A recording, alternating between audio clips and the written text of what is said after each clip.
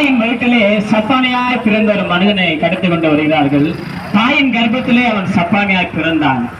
அவனை சுமப்பதற்கு ஆள் இல்லை, அவனை பராமரிப்பதற்கு ஆள் இல்லை. நாளேறும் சபையின் அலங்கார வாசலுடைய பிச்சை கேட்கும்படி அவனை கொண்டு வருவார்கள்.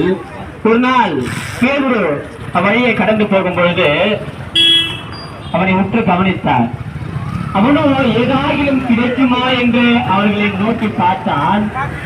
அவர்கள் சொன்னார்கள், வெள்ளியும் பொண்ணும் என்னிடத்தில் இல்லை, என்னிடத்தில் இருக்கிற ஒன்று தருகிறேன், நசரனாகிய இயேசுவின் நாமத்திலே நீ எழுந்து நட என்று சொன்னான். சப்பானி எழுந்து நடந்தார். அருமையானவர்களே, ஆண்டவரால் தீர்க்க முடியாத வியாதி ஒன்று இல்லை, ஆண்டவரால் தீர்க்க முடியாத பிரச்சனை ஒன்று இல்லை, ஆண்டவரால் தீர்க்க முடியாது என்ற இந்த பிரபஞ்சத்திலே ஒன்றுமே இல்லை. அருமையானவர்களே, இந்த தேவனுடைய நாமத்தை நாம் உச்சரிப்போமாயின், இந்த தேவனுடைய நாமத்தை நாம் சொல்லுவோமா, எந்த இடத்திலிருந்து நாம் தேவனை நோக்கி தம்மை நோக்கி கூப்பிடுவோம், யாவருக்கு கர்த்தர் செவி உண்மையாய் அவரை கூப்பிடுவோமாயின் நிச்சயமாகவே கர்த்தர் நம்முடைய வியாதி படுக்கையை மாற்றி போடுவார். நம்முடைய தரித்திரத்தை அவர் மாற்றி போட அவர் வல்லவரா இருக்கிறார். ஏதோ சொல்றாங்களே, ஏதோ பேசுறாங்க, சரி கேட்போம், மனசுக்கு ஏதோ கொஞ்ச நேரம் ஆறுதல் நினைக்காதீங்க.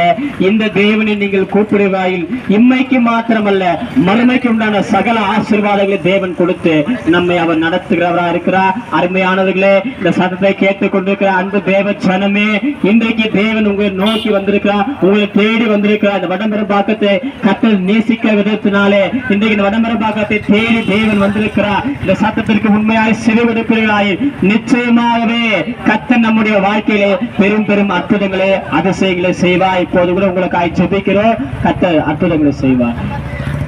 நல்ல கர்த்தாவே, நன்றியோடு துதிக்கிற உம்மை